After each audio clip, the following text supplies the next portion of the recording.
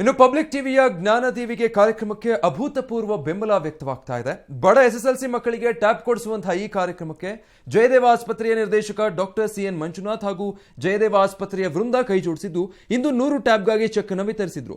ಇನ್ನು ನಾರಾಯಣ ನೇತ್ರಾಲಯದ ಡಾಕ್ಟರ್ ಭುಜಂಗ ಶೆಟ್ಟಿ ಕೂಡ ಪಬ್ಲಿಕ್ ಟಿವಿಯ ಜ್ಞಾನದೀವಿಗೆ ಸಾಥ್ ಕೊಟ್ಟು ಚೆಕ್ ಅನ್ನು ವಿತರಿಸಿದ್ರು. ಇನ್ನು ಈ ಕಾರ್ಯಕ್ರಮಕ್ಕೆ ಎಲ್ಲರೂ ಶ್ರಮಿಸೋಣ, ವಿದ್ಯಾದಾನ ಮಹಾದಾನ ಅಂತ ಡಾಕ್ಟರ್ ಸಿಎನ್ ಮಂಜುನಾಥ್ ಹಾಗೂ ಡಾಕ್ಟರ್ ಭುಜಂಗ ಶೆಟ್ಟಿ ಸಂದೇಶ ನೀಡಿದ್ರು.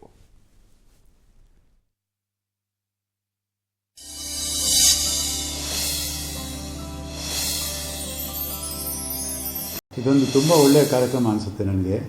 ಯಾಕಂದರೆ ಪಾಪ ನೀವು ಹೇಳ್ದಂಗೆ ನಮ್ಮ ರಾಜ್ಯದಲ್ಲಿ ತುಂಬ ಬಡ ಮಕ್ಕಳಿದ್ದಾರೆ. ಅದು ಈ SSLC ಪರೀಕ್ಷೆಗೆ ಅವರಿಗೆ ತುಂಬ ಪ್ರಾಬ್ಲಮ್ ಆಗುತ್ತೆ. ಈ ಒಂದು ವರ್ಷ ಆಲ್ಮೋಸ್ಟ್ ಇವಾಗ ಹಾಗೆ ಕಳೆದೋದಂಗಿದೆ. ಈ 2020 ಕೊರೋನಾ ಪ್ರಾಬ್ಲಮಿಂದ ಆನ್ಲೈನ್ ಕ್ಲಾಸ್ಗೆ ಅವರಿಗೆ ಅವಕಾಶ ಪಾಪ ಬಡ ಮಕ್ಕಳಿಗೆ ಎಲ್ಲಿ ಸಿಗುತ್ತೆ. ಈ ಟ್ಯಾಬ್ಲೆಟು, ಲ್ಯಾಪ್ಟಾಪು ಇದೆಲ್ಲ ಅವ್ರಿಗೆ ಕೈಗೆ ಇಟ್ಕೋದು ಭಾರಿ ಕಷ್ಟ. ಇದ್ರ ಬಗ್ಗೆ ನೀವು ಆಲೋಚನೆ ಮಾಡಿ ನೀವು ರೋಟ್ರಿ ಅವರು ಒಂದು ಒಳ್ಳೆಯ ಕಾರ್ಯಕ್ರಮ ಹಮ್ಮಿಕೊಂಡಿದ್ದೀರಾ. ಇದು ಕಾರ್ಯಕ್ರಮ ಯಶಸ್ವಿ ಆಗಲಿ.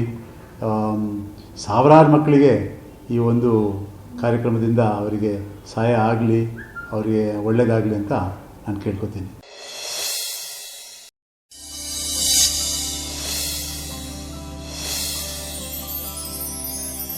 ಇವತ್ತು ಪಬ್ಲಿಕ್ ಟಿವಿ ಮತ್ತು ಇಂಟರ್ನ್ಯಾಷನಲ್ ರೋಟರಿ ಅವರ ಸಹಯೋಗದಿಂದ ನಡೀತಕ್ಕಂಥ ಈ ಜ್ಞಾನದೀವಿ ಕಾರ್ಯಕ್ರಮಕ್ಕೆ ನಾವು ಜಯದೇವ ಹೃದ್ರೋಗ ಸಂಸ್ಥೆಯ ವೈದ್ಯರಿಂದಲೂ ಕೂಡ ನಾವು ಸಹಾಯ ಹಸ್ತವನ್ನು ನೀಡ್ತಾ ಇದ್ದೇವೆ.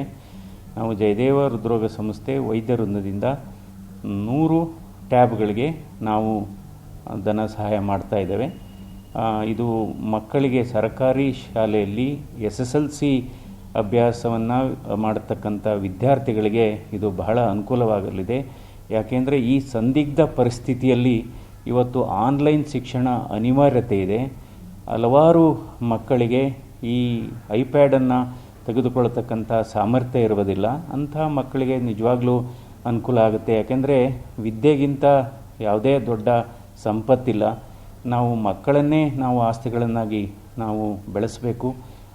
ಇದರಿಂದ ಇದೊಂದು ಒಳ್ಳೆಯ ಪುಣ್ಯದ ಕೆಲಸ ಅಂತ ನಾನು ಅಂದ್ಕೊಂಡಿದ್ದೀನಿ.